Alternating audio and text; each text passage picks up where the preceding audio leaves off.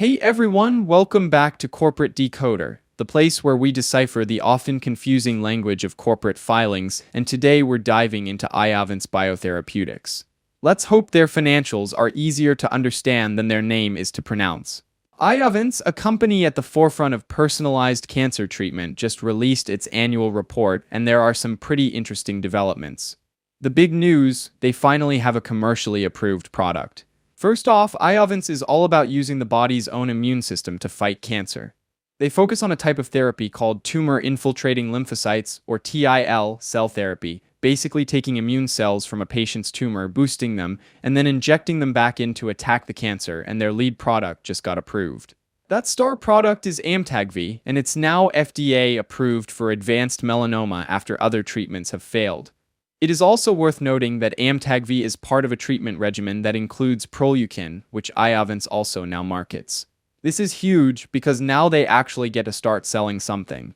Iovance isn't just setting up shop in the US.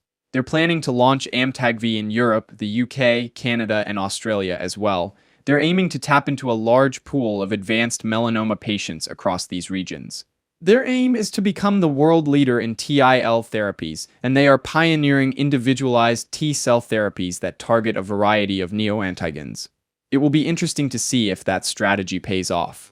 Iovance is prioritizing getting treatment centers up and running, educating doctors, ensuring smooth therapy delivery, and working with insurance companies to cover the costs, so they seem pretty focused. The Amtagvi treatment process isn't simple. It involves surgically removing some of the tumor, manufacturing the personalized cell therapy, and preconditioning the patient with lymphodepletion before infusing the TIL cells, plus administering additional Proleukin. The purchase of Proleukin helps Iovance not only have another revenue stream, but also helps secure the supply chain and potentially lowering costs of goods. Iovance is manufacturing Amtagvi in-house at their own facility called the ICTC, and also with a contract manufacturer, and are working to increase manufacturing capacity. But what else is in the pipeline? In advanced non-small cell lung cancer, they are working on a registrational clinical trial, which means that if the results look good, this could lead to another potential approval. They also had a partial clinical hold from the FDA on this trial because of a death that might have been related to the preconditioning treatment. That hold has since been lifted and the study is back on track, but this serves as a good reminder of the risks inherent in drug development. Iovance is not resting on its laurels when it comes to innovation. They are developing genetically modified TIL therapies, including IOV4001, which is being tested for advanced melanoma and non-small cell lung cancer. They are also working on cytokine-tethered TIL therapy, which is designated IOV5001, as well as a modified version of IL-2 called IOV3001. So they got multiple irons in the fire. Iovance has a solid intellectual property position.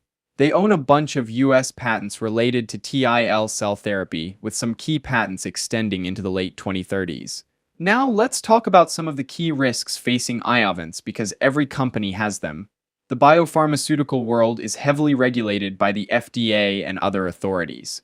Also, human immunotherapy is a new category of therapeutics, so there is a risk that the regulatory requirements may change and the data generated in the clinical trials might not be acceptable to the FDA.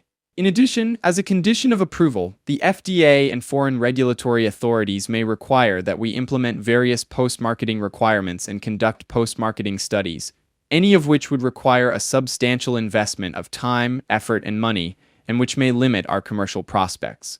So there are still many uncertainties ahead. And Iovance faces a lot of competition. The market for cancer therapies is crowded, with many companies developing competing treatments. They're up against giants like Merck and Bristol Myers Squibb. They're competing with other companies developing cell therapies, as well as those working on other cancer treatments. As a result, the company will need even more money to get things done. Legal battles also cast a shadow. Iovance is involved in litigation to protect their patents. Now let's take a look at Iovance's financials. They're still losing money, which isn't surprising for a biotech company that's just starting to sell its first product. For the year, they racked up a net loss of about $372 million. Since they started, they've accumulated a whopping deficit of $2.4 billion. Revenues for the year came in at $164.1 million, which is a huge jump from the prior year, mostly thanks to the launch of Amtagvi. This included $60.5 million from Proleukin sales. Selling, general, and administrative expenses were $153 million, a substantial increase. This signals a push to support their operations and the commercial launch of Amtagvi. Research and development expense, however, decreased to $282.3 million, a shift in priority, and perhaps a bet that their approved product and existing pipeline should be pushed further. Iovance enjoys a small income tax benefit thanks to some overseas operations. While the U.S. federal statutory tax rate is 21%, their effective tax rate is a decrease of 29%. Lastly, it's important to highlight what the company considers the core of their business. The board of directors and high-ranking managers have a deep understanding of the financial, ethical, and legal standing of the company. Iovance is still losing money, but they are now selling product. They have 2 major trials underway and have a good plan to become a major player. In summary, the long-term prospects for Iovance Biotherapeutics hinges on expanding indications for Amtagvi, successfully navigating regulatory processes, managing a growing manufacturing operation, and fending off competitors in the immuno-oncology space. However, their ownership of Proleukin and ongoing trials give me a fairly positive outlook on the company. That's all for this episode of Corporate Decoder. If you found it helpful, make sure to like, subscribe, and let me know what filings I should decode next.